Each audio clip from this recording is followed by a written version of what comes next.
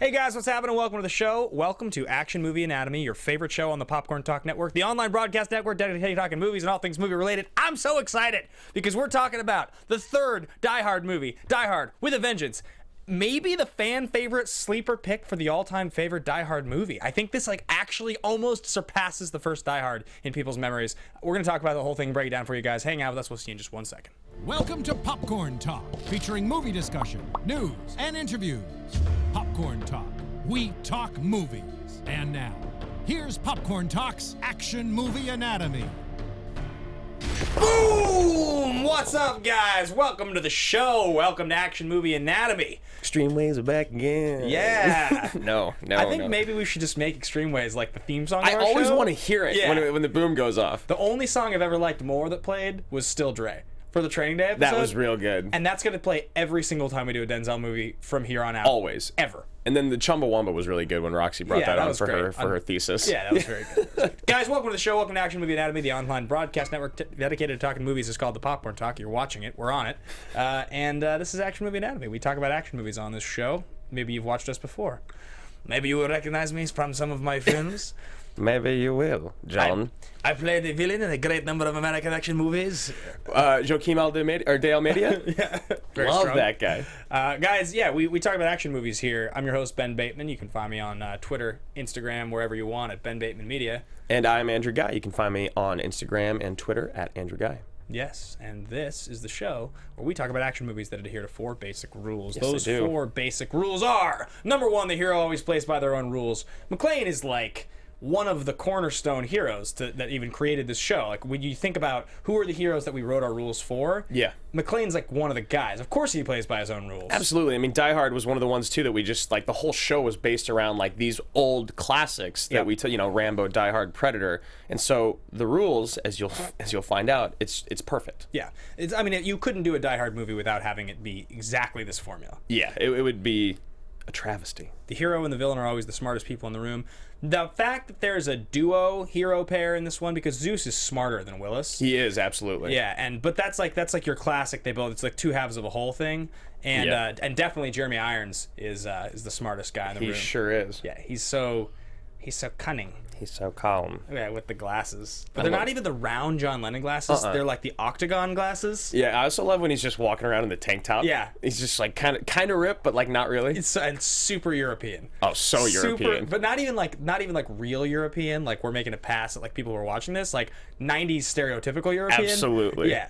The most. Yeah. This is for people that had never actually been to Europe or met a European. They're just that is what they're like. I'm sure of it. That's what they all walk around with. They're all kind of half naked and weird art and have terrible haircuts, sleek, very long and lanky. There was a quote that Jeremy Irons, when in an interview, described that one fan called his haircut in this movie a midlife crisis walking. Actually, that's funny. That's very good. Rule number 3: the movie is driven by a police, military, or political figure. Come on, John. And there you go. What are you trying to say? Yeah. Am I a cop again? That's pretty. You're pretty close there. That's close. That's not bad. It's not bad. He has a tough. It's because his voice is so kind of soft. Yeah. But he has he delivers it hard, if that makes sense. I don't really have a Willis. I don't really have one. It's hard. Yeah. I get so many bad things.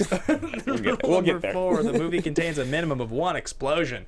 Yeah, of course. Absolutely. This is not one of those ones where there's explosions of emotion, though there are. No. But this is true, actual, real explosions happening in the film. Simon likes to blow shit up. He does. So, guys, that's what we're doing here. If you want to follow along in the conversation, there's a live chat going. We don't have it up in front of us. Or Drew has it up in front trying. It seems kind of quiet today, though. Oh, yeah? Okay. It's interesting. You'd think people love this movie. I know. And then... well, the first person that wrote something was my favorite Die Hard movie. Absolutely. I think it's a lot of people's favorites.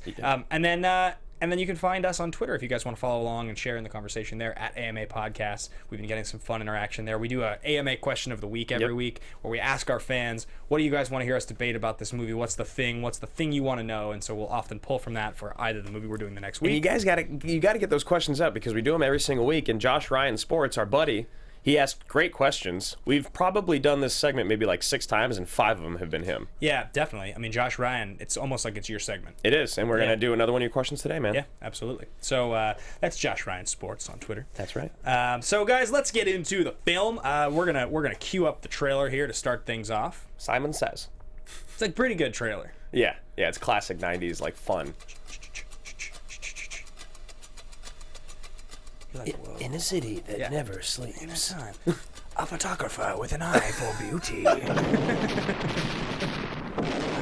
That's one of my favorites Maybe all the time. greatest of all Yeah, time. I think it is. Mastermind of terror. I want to play a game with I want to Lieutenant play. McClane. What kind of game?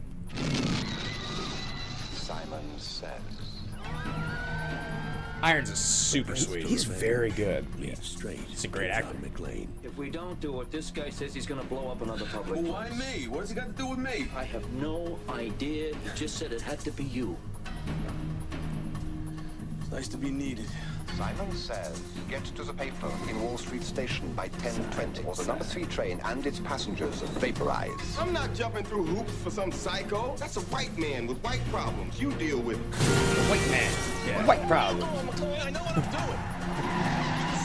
Not even God knows what you're doing. This guy wants to pound on you till you crumble. Are you aiming? I love that guy, the therapist or the psychologist that's just there. Yeah. Kill you. Oh, dear. You don't like me because I'm white. I don't like you because you're going to get me killed. On May 19th. This is a bad idea. Ladies and gentlemen, I'm a New York police officer. I'm going to ask you to calmly and quietly start moving. I always wonder how fast I would die if I tried to do anything that happens in an action movie. Well, and specifically a Die Hard movie. Yeah. You're reminded that like what this franchise was about a little bit was him doing like Blows off. really outrageous stuff that was like totally impossible. Right. But like just the one man doing it, because it obviously gets to an absurd degree when he like what does he do in the fourth one? Does he like drive a car into a Oh, he drives a helicopter? car. Oh, maybe. I remember when he drives the car through the building. He like Yeah. gets knocked stories down by Maggie Q, and then he Yeah. drives the car back through the building and hits her and like drives down an elevator shaft. I think in the fourth one is the one that he jumps a car into a helicopter. I totally believe Or that. into a plane maybe. I believe it. Yeah. I don't remember. I've only seen the fourth and the fifth one, I think, once each. Yeah. Fifth one I've seen on cable. The fourth one I saw in theaters. Fourth one's kind of sweet. Yeah, the fourth one's good. Yeah. With a vengeance. NYPD. Are you all right? Yes. Laundry day. Laundry day. Laundry day. All right, so that is Bruce that's what Willis we're is doing here. hilarious. Yeah, Bruce Willis is the fucking best.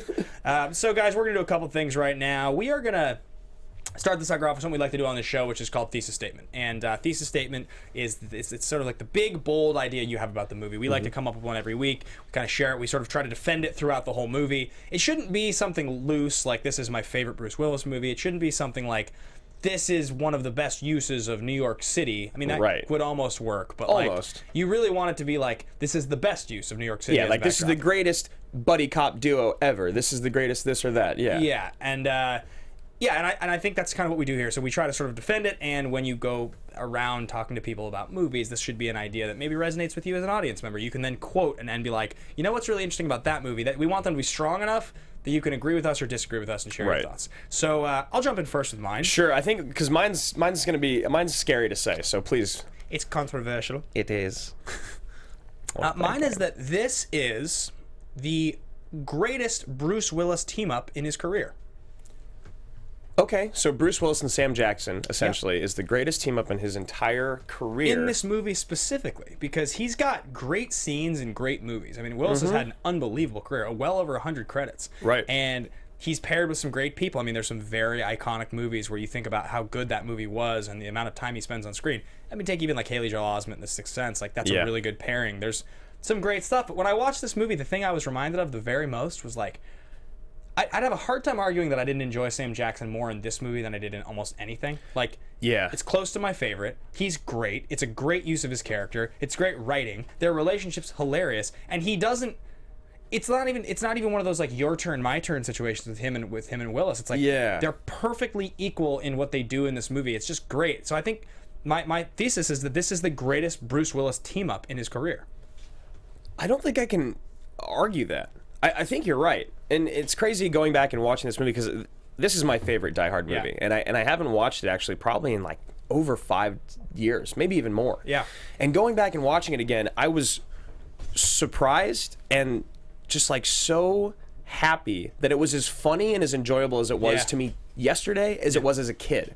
So that's proof that like it is good acting and writing, and Sam Jackson and Bruce Willis are perfect together. You're right, they never give and take. It's just they're always together doing, even in their conversation.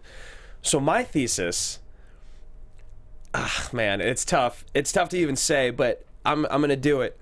Peter Gruber is a better villain than Hans. Oh, blasphemy! Outrageous! I know, but he is. The whole Simon Says in the game and like how diabolical he is. You know, you pulled that fact that Sean Connery was the first choice for this film. Yeah. But he didn't want to do it because this character is so diabolical. Like, look, Hans is awesome. Yeah. Hans, I mean, everyone knows that. Hans Gruber. Hans Gruber. But Jeremy Irons is so great in this movie.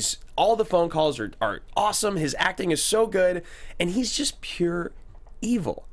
Wow. That's a ballsy thesis statement. It's tough. And it's, wow. I don't know if I can get on board with that. I mean, Hans Gruber is your favorite villain of all time.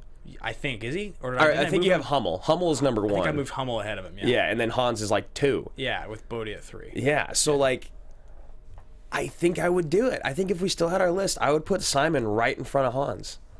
That is outrageous. I mean, I love him. Don't get me wrong. I love the purple tank. I love the haircut. Love the glasses. Yeah, he's nefarious. Love the sex scene. Yeah, he's an unnecessary, totally unnecessary. He's just a great actor, Jeremy Irons. He is, and that was another thing. Is like, this was right. I mean, right around then he did Scar, as well. In the Lion King, of course. His voice is amazing. Yeah, it is. It definitely has that deep thing. He's very. It does. That's awesome. Yeah, that's okay. I'll give it to you. Oh, here we go. Boom. So chat did wake up after that. Blasphemy! How dare you, Drew? Hans is the man. Simon Says, Andrew, you're crazy. Say something offensive, guys. Get him riled up. Simon Says the show is over. Simon Says. So yeah, that's thesis statement, guys. We're going to continue moving. Once again, AMA Podcast on Twitter if you want to share your thoughts. The only bummer about the live chat, we do look over at it and pay attention to it, but it does disappear at the end of this. We don't get to see what you say. So if you want to share your thoughts and comments at AMA Podcast, that's the best way to do it. So we're going to get into our next segment. Now, Andrew and I, this last week, we guested on a show called Fan Friction on the Tough Channel, which is Jack Shipley and Brian Hurst is involved in the show, and we debated Hurst, who's a longtime fan of the show. We did. He's a longtime fan and a good friend of ours. Yeah, and we debated the shit out of some action movie topics. There were excellent questions. We had like, what was the greatest Arnold movie ever? What was the greatest female action character ever? The greatest martial arts film? Yeah. So, and then the last segment, we stole from them because we liked it so much. Yes, so we wanted to rehash it on here because we thought it was a lot of fun, and we're going to give full credit to Fan Friction. Go find the episode if you guys want to see the original conversation. We're going to kind of just have a slightly different take on it. But the question was, what is your pitch, your fantasy pitch, for the final Die Hard movie? The last Die Hard movie, the one to close out the franchise. Yes. And so we're each going to get about 60 seconds here. Steve, can you, we have Steve up here in the booth. How you doing, buddy? Can we get like a 60-second timer? Can you? So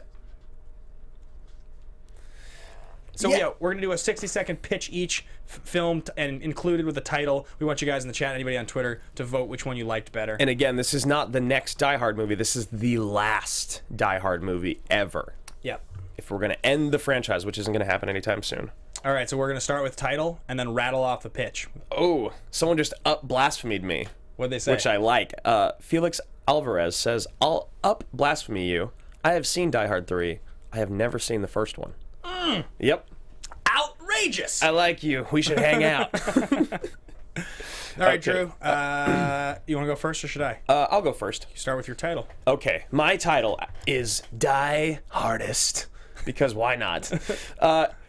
This is great. So I took a few ideas from Brian and I took a few ideas from my own and I combined them. So the beginning, Zeus dies. He's found back at the fountain in New York City, there, like, splayed up, all, bloodied and gashed. And, of course, written on his chest in blood just says, Gruber. That's all. So, of course, John McClane has to come because Hans Gruber and his brother are the two greatest villains he's ever faced in his whole career. So he goes there and he's got his partner. He's there with his son, of course, because he was introduced in the last movie or the last couple movies. And they go and the phone rings. The payphone rings because there's still payphones in New York City. And what happens? Of course, someone answers the phone on the other line with a German accent. played by Mr. Michael Fassbender. We find out it is the long-lost descendant of the original Hans Gruber, his long-lost son. 5 seconds. 5 seconds. Shit. So what happens is they have to go on a wild goose chase. He makes them go run around the city just like Simon does. They end up back at Nakatomi Plaza, and Bruce Willis dies. Damn, I took too much time in the beginning. Yeah. Last time we had like 2 minutes. Yeah. Shit. Yeah. Well, it was pretty good. It was good, but it felt I felt like the third act was pretty weak, though. It's because I had 5 seconds.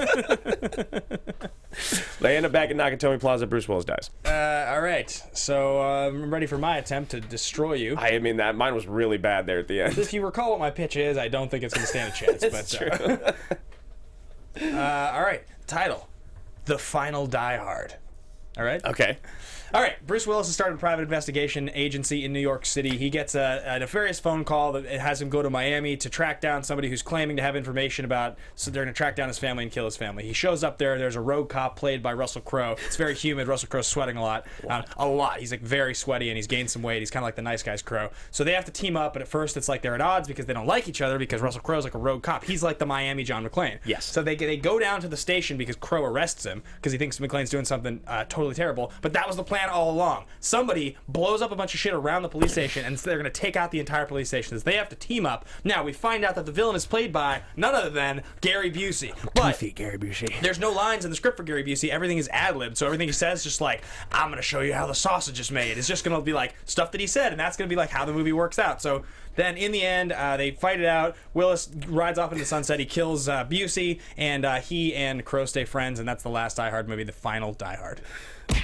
They were both pretty weak in the third act, but I really love the Fat Russell Crowe and Bruce Willis dynamic. I think after watching The Nice Guys, I just want to see Fat Russell Crowe do anything. Me too. Just imagine if Fat Russell Crowe and Fat Val Kilmer teamed up for a movie. Fat Russell Crowe is the villain in MacGruber 2. It'd be great.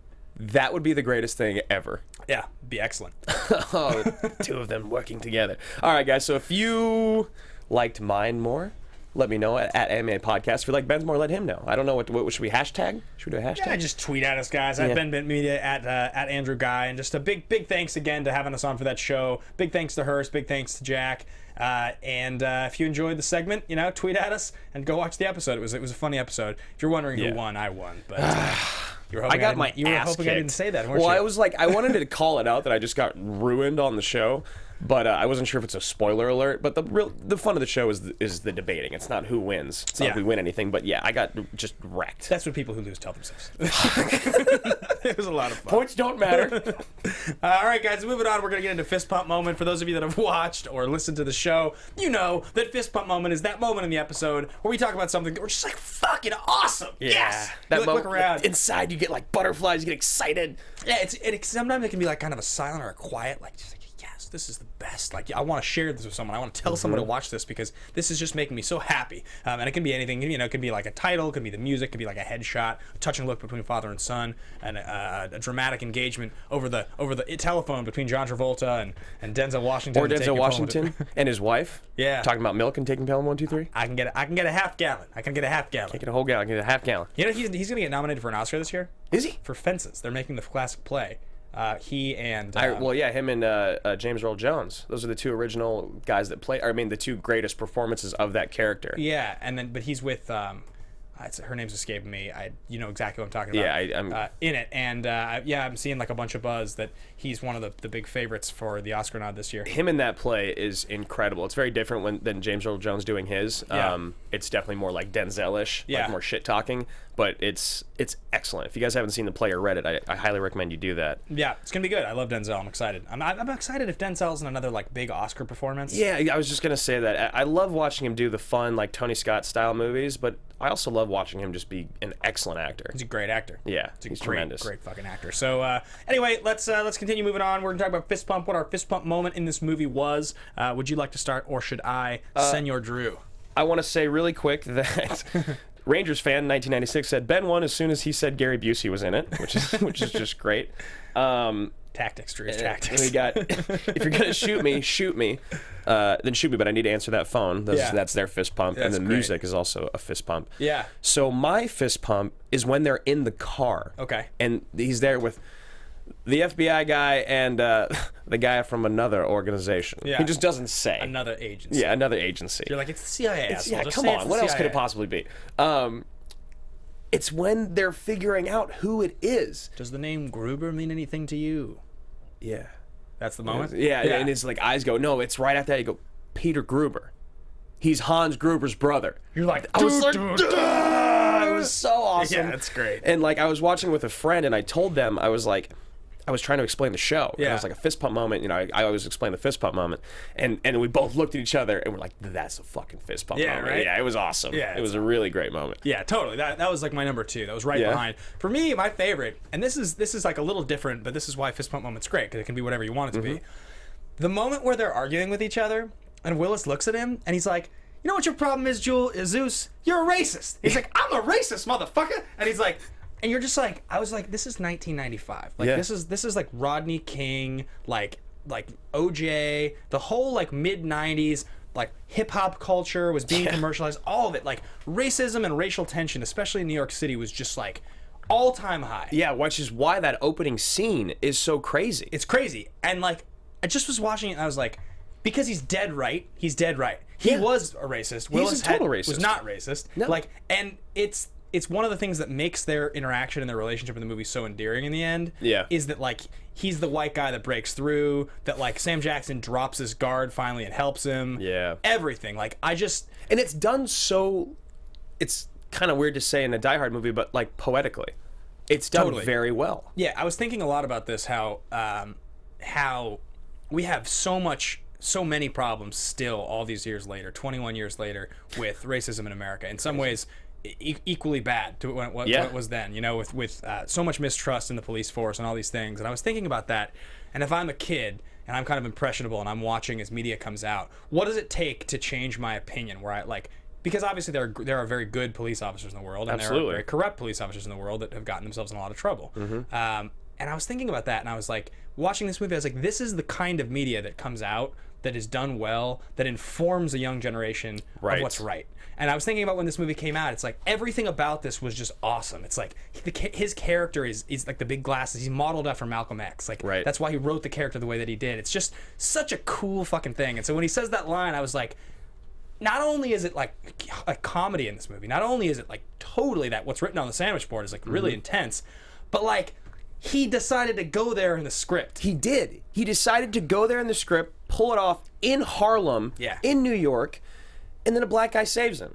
Like, to do this now, to do this in media today, I think would be impossible. Yeah. But, and he decides to go there and have Willis call out Zeus as the racist, which is that's the best part, is that, and he doesn't even get offended. He gets pissed, but they like, it's just great. It's just fucking great. I don't know. Yeah. I loved it when that happened. I was like, I just kind of was like it was like a nod. It was like a head nod. Well, it's one of those moments that catches you off guard when you're watching a movie like this, especially because I don't know how long it's been since you've seen this movie. Wow, yeah. It's been a long time for me, as I said earlier, and you forget that these moments are in there, and we've gotten older, so these moments are much more dramatic to us. You know, they carry so much more weight to them. So I think that's an excellent fist bump. Yeah, definitely, and also, I mean, it's kind of what we talked about. I think we talked about this a lot in the script for The Taking of Pelham 1, 2, 3, because there's a couple really great moments we talked about that are sort of hidden in that script, where interactions and conversations, especially between Ryder and Garber, where he says, like, what's he say? There's the one line about marriage that I remember we wrote down. Oh, that's a great line, yeah. And you forget that just because they're action or adventure or thrillers,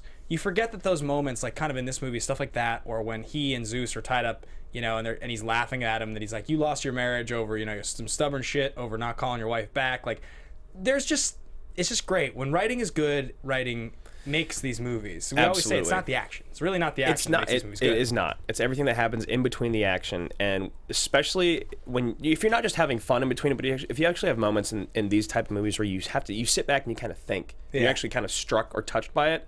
That's what makes it an excellent, great, transcendent action movie. Yeah, definitely. Even though Taking of Pelham might not be that. Taking Pelham will be. Like, I'll be like 50 years old. I'll be like talking to my kid. I'm like, you got to see Taking Pelham one day. Like, Dad, why? I'm like, there's this great couple scenes. Yeah, there's a great couple scenes. You'll remember it. You will. So anyway, guys, we're gonna continue moving on with the show. Let's get into star profiles. So first and foremost, we'll talk about Willis. You know, Willis and Jackson both. We decided to go with Bruce Willis and Sam Jackson as the stars of this movie, even though Jeremy Irons has a strong claim as the same level. But they're both in the same position when this movie comes out, which is that they had both been in Pulp Fiction the previous year. Both of them had very prominent roles in one of the most loved movies, and at the time, a cultural kind of like zeitgeist film, really. Pulp Fiction was as impactful as a movie on filmmaking, stylistically, everything, as almost any movie that's ever come out. It's one of those movies that's so loved by so many people that, like, even if you haven't seen Pulp Fiction, you know it's cool. And you know it's a good movie, you know? You probably know half the scenes because they've been spoofed and all kinds of stuff. Yeah. I saw a great Mrs. Mia Wallace this year. Yeah. She had the great wig. She got the blood on her nose and the red dot. Totally. Oh, it was excellent. Yeah, and so I think that's it created this idea of both of these guys going forward in our childhoods, because this movie came out exactly at the right time. We were both 7 when this movie came out. They were so cool. Yeah, the next 10 years of their careers happened when we were like kids up to high school. And you know, like, I saw tons of the movies that they were both in. Oh, absolutely. And so, but if you look at what we listed, and I didn't even pull the exact 3 movies prior, I pulled like a couple of the most recent and like the biggest ones. Okay. There's a couple movies in between these for both guys that I'd never heard of, and after that I'd never heard of. They both worked so much. So much. Yeah, I mean, these guys are at the beginning of their like taking off point. Like, they're already working a lot. They're already leads. They're already in great movies, and as we said, they're in Pulp Fiction. But like you said, for the next 10 years, these dudes are in everything. Yeah, I think the big difference, and we're starting with Willis here, is that Willis broke out with the first Die Hard. That's 87. So this is 95. It's 8 years later. Between those two movies, the most notable things that happened were you had a second Die Hard movie. You had Striking Distance in 1993, which is directed by Rowdy Harrington, who directed Roadhouse. Right. You had... I was like, why does that movie sound so familiar? Yeah, you had Pulp Fiction. You had... I think he did Hudson Hawk in there. And then there's... Hudson Hawk, Jesus. 12 Monkeys, I think, is the same year as this. I think so. 12 Monkeys is 1995. So, you know, his career, he was like a star. He was a lead. He was getting big contracts. He was doing franchise movies. The difference is that Sam Jackson had been a bit more of a character actor. And still to this day, Sam Jackson is not really a guy that you put a whole movie behind. No. You know, like, he's always teamed up with someone else, or usually teamed up with someone else. Yeah, well, also, and the other major difference is you look at each of these movies. You know, Nobody's Fool, Bruce Willis is I think, third billed actor in that movie. It's with Paul Newman. Pulp Fiction, obviously, he's a major character. Striking Distance is an action movie based around him. I mean, Kiss of Death, Losing Isaiah. These are movies where, you know, Sam Jackson's really a supporting character in both of those movies. Which one's Kiss of Death? Why does that sound so familiar? Nick Cage. Okay, yeah, okay. He's a supporting character in both movies. He's an important character, but like, he never... And years later, what happened with their careers was that Bruce Willis just kept making starring movies until finally, once Redbox Generation happened, he became one of the guys that was making straight-to-video action movies. Yeah, that was kind of a bummer when you saw that start to happen. Yeah, but he still stars in those movies, whereas Sam Jackson... He got, like, I would say the run for him is, like, right around here through probably, like, the mid-2000s. Yeah, I was going to say, like, 2002 or 3. Yeah, before people started to kind of realize that, okay, this guy's a little bit of, like, a one-trick pony. He's kind of a caricature of himself. Yeah, and it's funny because you pulled this as well. As Sam Jackson said that Zeus is the closest character to my personality of any that I've played. I feel like... I mean, yeah, like that character, the one in Pulp Fiction, you do kind of get tired of it. You get tired of Sam Jackson in general, or at least I do. Like, I love the dude, but he's not one of my favorite actors. No. But then seeing him in Django Unchained was pretty cool. Yeah. You know, it was like a little bit different. He was still kind of crotchety, but it was nice and refreshing to not just see him like yelling at shit all the time. Totally. It's the thing that happens to a lot of leads. A lot of these actors, what happens is they work so much, they get comfortable, so they start getting cast for these very easy characters, a little bit of screen time maybe, or like, we wrote this character for you because you're so good at doing that thing you do. Yes. They come in, they shoot, you know, they're in for a very short amount of time, and they walk away from it. What ends up happening is they do that enough times in the span of 5 or 6 years that they kind of start to be only remembered for that one tonality. Exactly. And then those films, when you pop up and you see him real quick, you're just like, yep, perfect. That's Sam Jackson for the last 20 years, when in reality he's actually done different work in between there. Yeah. But he's so big now that every movie that he's in, you're going to see it in theaters probably, or on video. So it's tired, but it's a paycheck, and I get it. Yeah, I heard a story, a friend of ours. You remember Paul Haken? Oh yeah, yeah. He was telling me once that he was an extra on I like Oceans. Paul. Paul's a good guy. He's a good dude. Yeah. He was an extra on Oceans 13, I think, is what the story he told me. Okay. And he was watching as Pacino was doing his scenes. And, you know, Pacino, like, historically, obviously, is like one of the great of all time actors, and he's classically trained and everything. But at that point, like, we're talking like early, like 2010, probably something like that. You know, he was kind of in paycheck mode. He was mostly yes. And he talks about watching as they were doing the scene, and like Pacino like didn't know his lines. He was like not off book. His phone rang during a take, like had his phone in his pocket. Yeah. And was just like the like laziest mail it in kind of thing. And like I just remember watching and just thinking to myself like, huh. Like, or like thinking about that scene in my mind, like, of course, like, because they're just saying to Pacino, like, do you want this role? Right. We're just going to give it to you if you want it. Yeah, we're just going to give it to you. Here's X amount of dollars. Yeah, you're a professional. All you have to do is show up and shoot these scenes on these days. You're a movie star, so we'll just trust that you're going to know exactly what you're supposed to do, when you're going to do it, and then you get to leave. We're going to get you for 2 days or whatever. Like, that's when you're at that level. You're going off the brand name. And I think you get to a guy that's level like a Sam Jackson, or I think what Nick Cage is doing now probably, where most of what you do is exactly that. Right. You know? Which is why you got to really respect those guys. Like, I mean, man, look at J.K. Simmons. Dude's been working for our entire lives, and no one knew who he was until like 2 years ago. You know what I mean? Totally. Like, obviously, people like us and most movie fans knew J.K. Simmons, but the general public didn't. Yeah. And the dude's been working forever, so that's why, I mean, clearly his career path has been much different than Sam Jackson's, but like, it sucks when you see actors take that path. Yeah. Marlon Brando did it, and it was such a bummer. Total you know? bummer. Yeah. Absolutely. So that's going to kind of cover what we got going on for star profiles here. I want to talk to you about Sam Jackson real quick. Oh, yeah, go ahead. Since we just had this long discussion about him and his career and whether he's just like a one-trick pony, let's go back to our game that we had a few weeks ago. Okay, sure. So that's properly, or is it underrated, overrated, or properly rated as an actor? By the way, guys, that we asked last time, we're still trying to come up with who are the action movie characters that the consensus opinion is so completely we think they are overrated, because we would like to name this game like actor name, actor name, actor name. Yeah, exactly. That represent each one, which we established last time that we felt Vin Diesel was the most appropriately rated action movie actor. Yes, he is absolutely, because you know exactly what you're going to get. So who, in your guys' minds, who's the most overrated and the most underrated action movie actor? And let us know so that we can name this segment. Yeah. So, but for now, it's going to be overrated, underrated, properly rated on Sam Jackson. You want to go first? I think he's overrated. Yeah. I really do. I think that... Oh, shit. I don't know. It's tough because I actually think that Sam Jackson's a good actor, but the fact that people love him so much for what he's done and is still doing, it just feels wrong. Yeah. Like, you know what I mean? Like, it's hard to celebrate a one-trick pony for 30 years. Yeah. It's easy to do it for 5 or 10.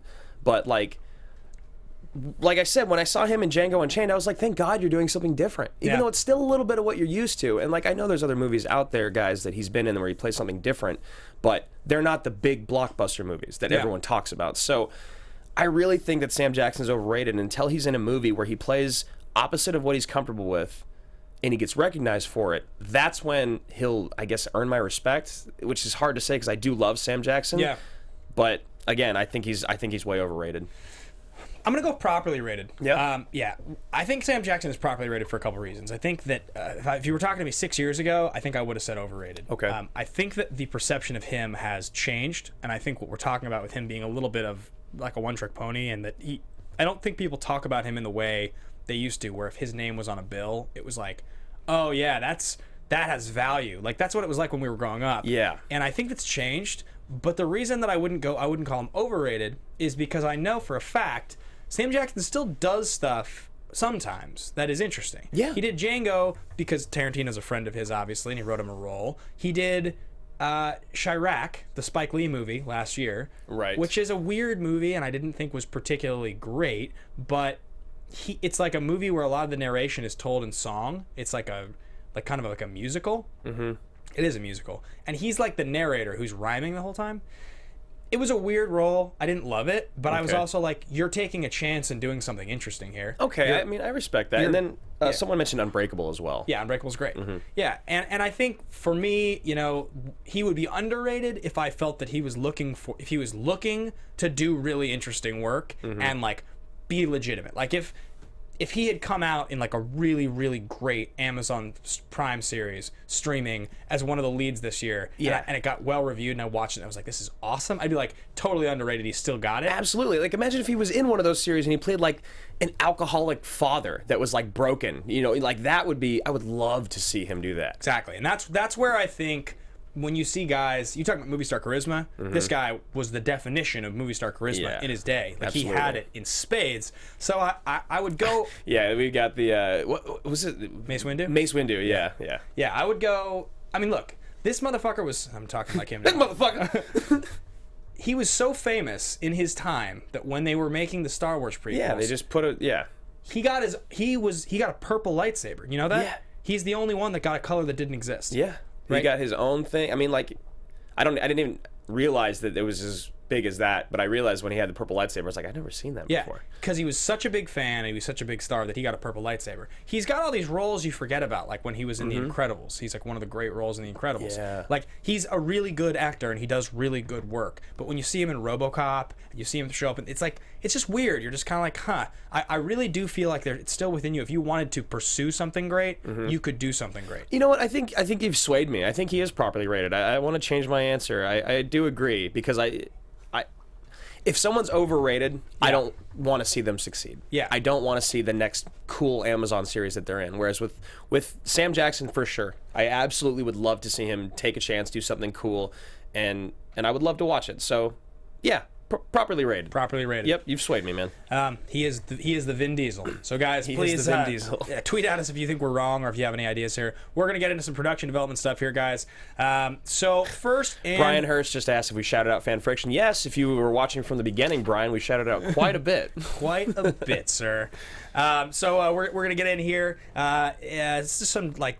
Actually, a lot of the stuff written here we've referenced already, and that's just sort of trivia, so we can get back to it if we want to. But talking about the writer on the film. This is, like you said when I walked in the door today, you're like, this is the most interesting part of this entire film and it being made. By a mile. So starting off with Roderick Thorpe, who's a novelist that the whole thing, Die Hard, is based on his book. He is one of the two writers credited. The other writer is Jonathan Hensleigh. Now, if you work in the industry, I guarantee you know who it is. Yeah. Because we're in the industry, but like, we're 28, so when you're reading about these things, there's still names where they come up and like, you know, I'm sure Anthony knows exactly who Jonathan Hensleigh is. Oh, yeah, I'm sure. And, like, the amount of work that this guy's done without you knowing about it will blow your mind. Yeah, so he started out writing episodes of the Young Indiana Jones Chronicles in 1992. Now, he had 2 movies made in 1995. His 2 first feature film scripts, Jumanji and this movie. Yep. The script for this movie originally was called Simon Says, and he wrote it not to be a Die Hard movie. The first hour of this movie is virtually unchanged. He wrote it to be a Brandon Lee movie, and then it was going to be a Lethal Weapon movie. It was going to be, exactly. And they ended up making it as this movie. Now, this movie was the #1 highest grossing movie worldwide in 1995. 3 years later, Armageddon, another movie that he wrote, was the #1 With Mr. Bruce Willis. highest grossing film worldwide. Like, that's insanity. Yeah. This is... You don't need to do anything ever again if you've had the #1 grossing movie once. Yeah. You know? Add the fact that he has an uncredited major writing credit on The Rock. He pretty much wrote it. Yeah. Went into arbitration with the Writers Guild to get the credit lost. Michael Bay wrote a personal letter complaining about it because he felt that he so much deserved the credit. Uncredited rewrites on Gone in 60 Seconds, where his script was heavily rewritten. He wrote The Saint, one of your favorites. I love The Saint. I love The Punisher. He directed The Punisher, the Thomas Jane one, in 2004. Jumanji was his. I mean, this guy... Not to mention, this is the other thing that I thought was so cool about this. He's also married to Gaylan Hurd, NBD. In case you've heard of her, maybe. But this guy went to law school, okay? He went to law school, passed the bar, was practicing law, and went into writing at 31. We can still do it. When I read that, I was like, wow. Like, this guy had a whole career path, went to school for something that had nothing to do with writing, or at least nothing to do with screenwriting, changed careers, started writing TV, ends up writing these movies, becomes friends with Michael Bay and Jerry Bruckheimer, has all these, and then he's married to Gaylan Hurd. He's not really doing so much work now. I just was like, wow.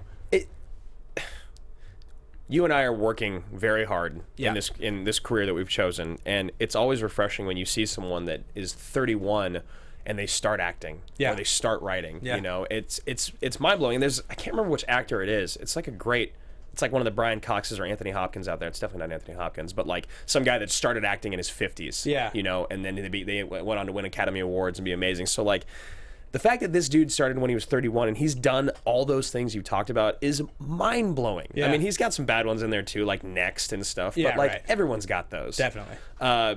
So good on you, man. I love that you wrote The Saint. Yeah, I know you love The Saint. Yeah, so Jonathan Hensleigh, that's the most interesting thing that I read about this movie. Then you have John okay, go ahead. I was going to say that the part of the beginning that you pulled was awesome, was that he was actually detained by the FBI. Oh, for knowing so much about the Treasury? Yeah, and he was like, look, I got it all from an article I read in the New York Times. Yeah. Please let me go. Yeah, it's pretty funny. So talking about John McTiernan, McTiernan we've talked about on the show a bunch of times. He directed Predator. He directed at least one other movie we've done here, right? He did the first Die Hard. Yes. Yeah. Yeah. Those are the two times we've talked about McTiernan.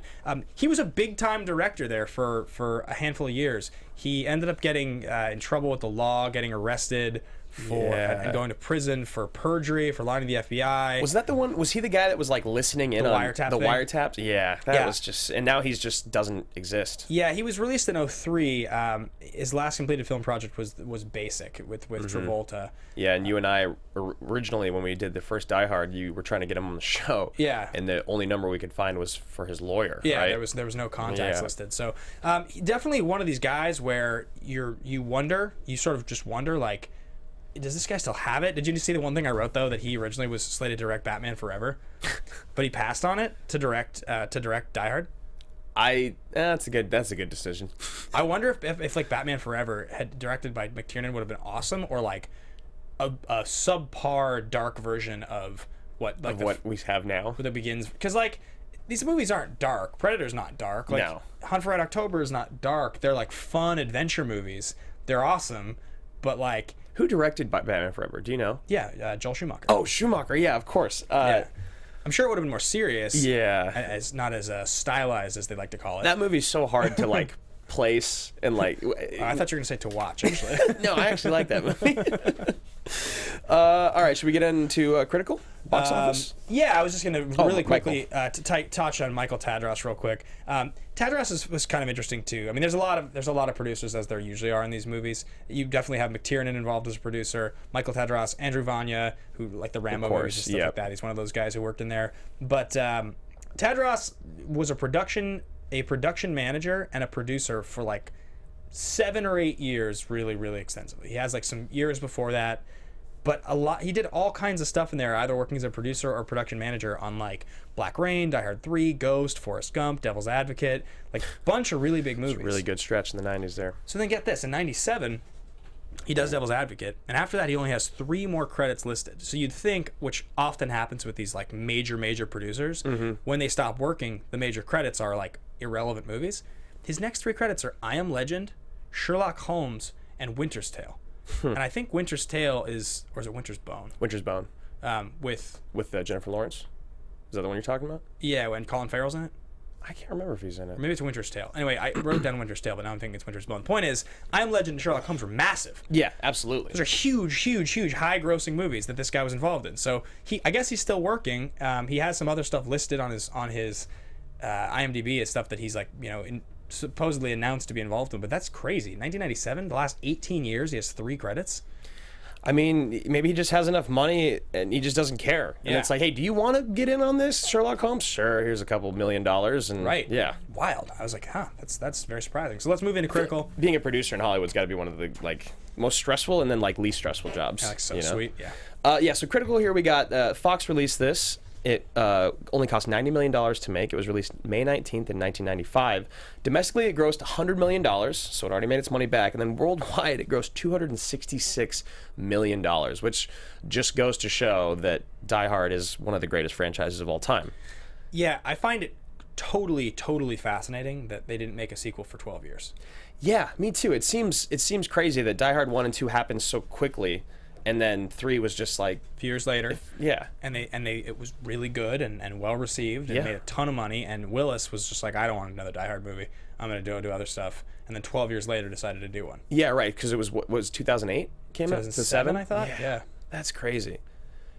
It felt appropriate though. Maybe that's what it was. It's just like it would if he did a Die Hard 4 in like the early 2000s or late 90s, we would have been like, God damn it. Yeah. You know. Yeah, totally. But people were not like that then. They this opened number 1 at the box office, making $22 million, and critically,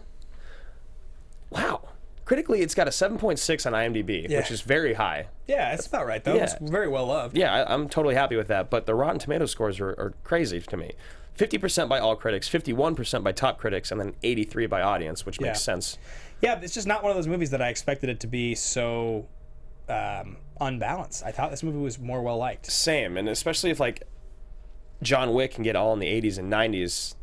Yeah, it feels weird that this movie would be in the 50s. I don't know why that's the one that I went to, because they're not the same at all, but this movie's good and enjoyable and funny, and I don't know. Okay, well that closed. Or did you pull the graphic for box office or no? Oh yeah. Actually, Steve, can you throw this up for us real quick and blow it up as big as you can? We're both blind as bats.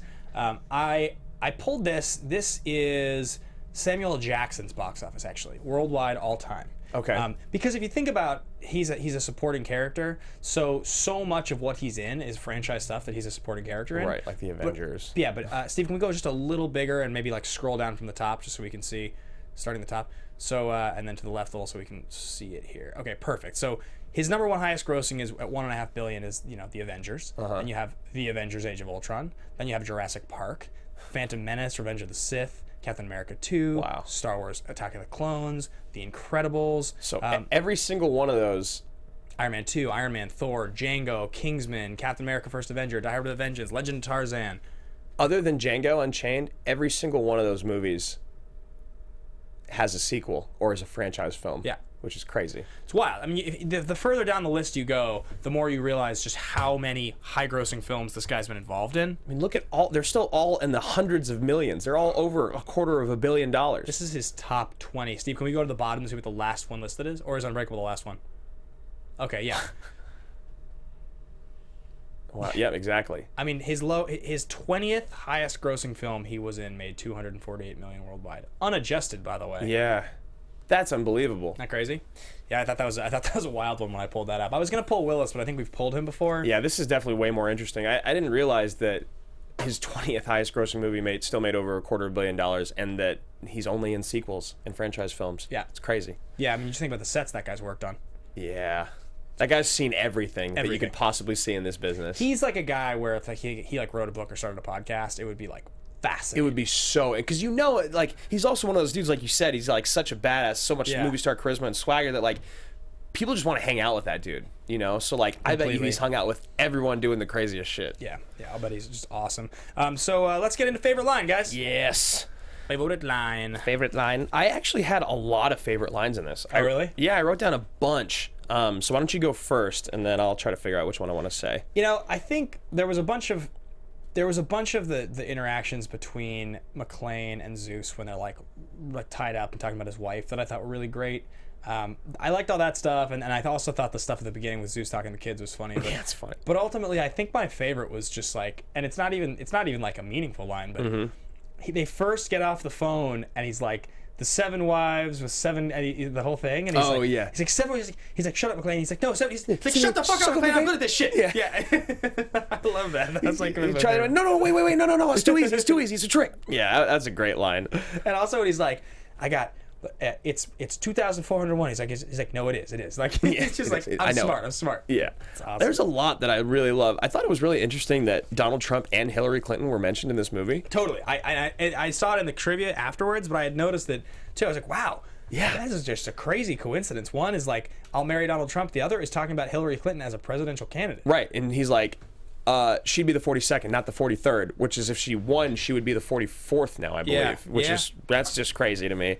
But I think, all right, I have to say this line, the Detective Bob Thompson, grizzled, that's great. It's just, but number one, of course not. I'm a soldier, not a monster, even though sometimes I work for monsters. Yeah. Simon says that when he's talking about blowing up a school, which I think is probably the coolest line in the movie. And I remember when it was said that I loved that line so much as a kid as well. Yeah. Because he makes him more likable? Absolutely. It makes him human. He's doing this because he killed his brother. Yeah. He's not doing this to kill kids. Yeah, definitely. The other one that I love, and this is very similar to Miles Dyson in Terminator 2, but it's the first time you meet the bomb diffuser with the glasses. Oh, that guy's sweet. And he comes, he's like, really cutting edge, very cool stuff. Yeah, and he's like super nerd. Yeah, and he like yeah. throws the thing. Yeah.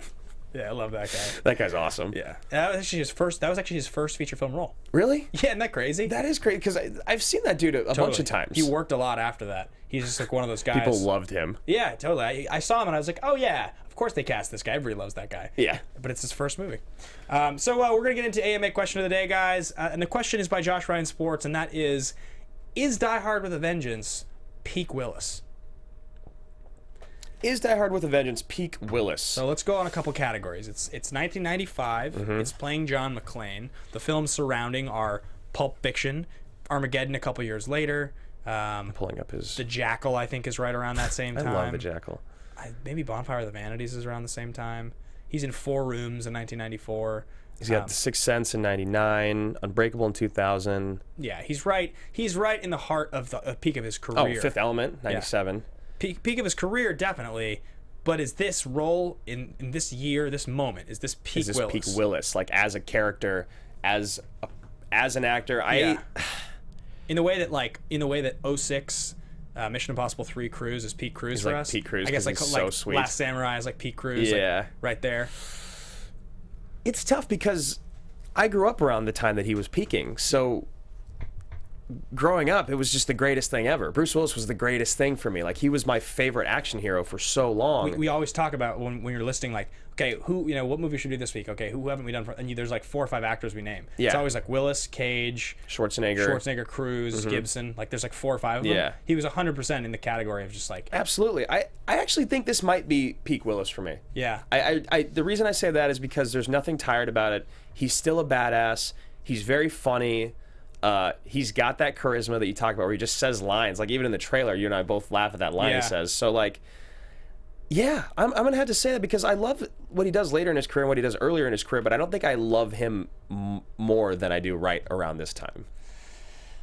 I think this is just pre-peak Willis. I think this is a few years prior. I think peak Willis for me is Sixth Sense. Sixth Sense time, yeah. Willis. I think it's like Sixth Sense, Unbreakable, like... before Tears of the Sun. Oh yeah, Look Who's Talking. There you go. Yeah, Look Who's Talking. Those are good. Great. Yeah, I think for me it's like 98, like right around there. Okay. That's peak Willis to me because it's the Sixth Sense to me is like everything about. It's kind of everything about Bruce Willis. 12 Monkeys happens right in a few years around the same time as this movie, I think. But that to me is like he's a bigger movie star. He wasn't just John McClane anymore. He had moved on from action movies a little bit. Or he was moving into other territories. So to me, I think 98 is peak Willis, but I can see how. I mean, this is pretty damn close. Yeah, and I think it's just because of how endearing this movie is for me that I love Bruce Willis in this movie. I think this is my favorite Bruce Willis performance. Is the Kid 2000? Is that right? Yeah, the Kid's fun. I mean, I love him in Looper as well. Yeah, I really like him in Looper, but it's so different. Yeah, you know. Yeah, Looper's awesome. So what I actually think though is peak Willis is Steve, cue the video. Yes. Please, sir. Thank you. This is an old sketch from the Ben Stiller Show. This is Die Hard 12. We showed this last time we did a Die Hard movie. With his wife.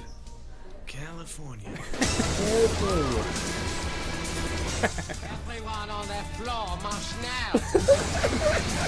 This movie's great. Attention shopper. For the next 10 minutes, we will have a special offer. $2 million in Christmas coupons in exchange for your life. Das Vadania and ciao. And ciao. What country is this guy from? They're as brilliant as they are ruthless. I want the Christmas coupon. Beat me. Bon appetit, Mr. Zippo.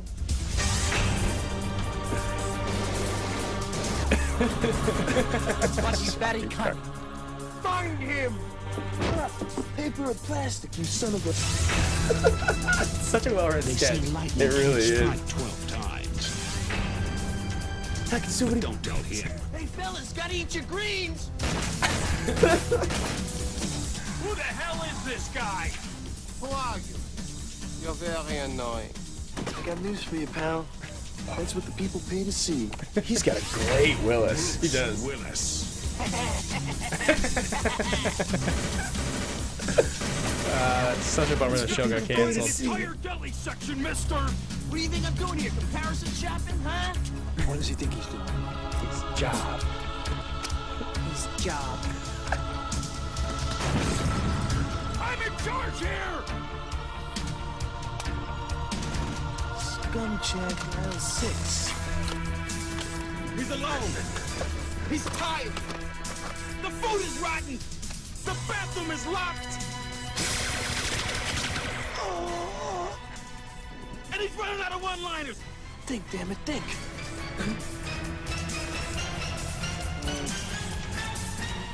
Sorry to pick on you guys. Yeah. Your so incidental appearance at every terrorist attack on Christmas Eve grows tired. He's just always eating. Black boy. Dabba dabba doo, dabba dooba dabba dooby dabba. Shut up! Shut up! Go to the store, we'll go shopping, we'll get a Christmas turkey. My face hurts. Yeah, me too. Die hungry. Oh, How man. could the same thing happen to the same guy so many times? Bruce Willis, Die Hard 12. Coming this Christmas to theaters everywhere. Solid. That is peak Willis. That is peak Willis. Yeah. Absolute peak. Dabba dabba dooba dabba. All right. That's Every time I watch that sketch, it it's- makes me so happy. one of my favorites. So we're wrapping it up here, guys. We're getting into the category of which of the three categories this movie fits into. There are three action movie categories: totally ridiculous, totally legitimate, and ridiculously legitimate. We've explained them many, many times. Totally ridiculous is like Face Off, Con Air, movies that sort of fall apart. They are awesome, but you just laugh your ass off. Totally legitimate are movies like The Fugitive or Terminator 2. They're very, very well held together, very well put together movies. And then there are ridiculously legitimate movies like The Rock, Point Break, Con Air, Speed, Yeah. Predator. They kind of laugh unintentionally throughout. They're grounded with really compelling and driving plots, but they're just, They're just little kind of silly. Yeah, but they're awesome. This is a really tough one. It really is, right? Yeah, I don't know. I was gonna be like, oh, it's easy, it's ridiculous, legitimate, but it might just be totally legit because I feel like they make me laugh whenever they want to. Yeah. Maybe I laugh at Jeremy Irons sometimes, or Yeah, but like I don't know. I think this movie's totally legit. I mean, it's so on the edge for me. If I was ever gonna like give somebody an example of like movies that were totally legit, and I use this as one, I would like there would be so many prerequisites. I feel like to use as an example, which makes me feel like it actually is ridiculously legitimate. Yeah, like I feel like it'd be so hard, and we'd have to use so much of our own history of doing the show that we'd be like, oh yeah, well it is totally legit because of this movie, this and this, like. Yeah, completely. I think our opinions on things on this show are like totally inbred at this point.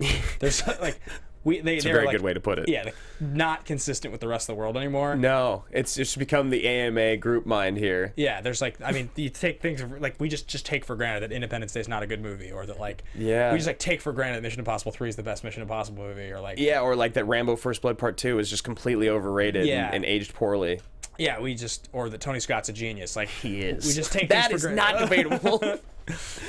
So yeah, that's I think that's where I land with it is the middle category. Yeah, I think I have to go ridiculously legit. I think I do too, because it feels like I would be lying to myself if I said totally legit. Yeah, I would have too difficult of a time explaining. All right, guys, moving on. We got one thing left on the show, and that thing is called The Pitch. And this is a special and exciting one, guys. We're not doing a contest on this one. I don't know. I think we have gotten soft in our old age with the rules, because now we just, if it's close, we just do it. Yeah. And we talked about a long time ago that we didn't think we could do this movie, but my opinion differs. Mr. Mel Gibson has a film coming out this next week called Hacksaw Ridge. Yes. That movie is starring Andrew Garfield and Joel Edgerton. It's a movie. He's a what's it called? A conscientious objector. Yeah. Where he doesn't want to hold a gun, but and I believe it's a true story. And he's thrown into war, and he ends up being a hero by saving people. And we wanted to take a quick look back to a classic Mel movie, to a classic Mel Gibson directed film called Braveheart. They could take our lives.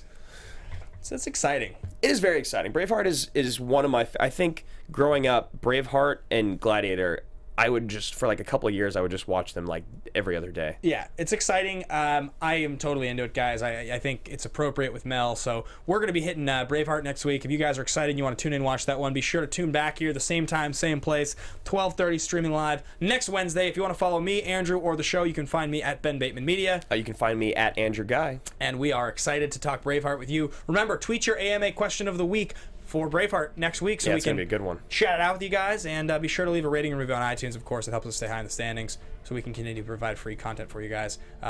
See you guys. Take care. Thanks.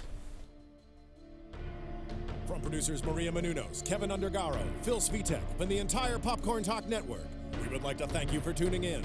For questions or comments, be sure to visit popcorntalk.com. I'm Sir Richard Wentworth, and this has been a presentation of the Popcorn Talk Network. The views expressed herein are those of the hosts only and do not necessarily reflect the views of the Popcorn Talk Network or its owners or principals.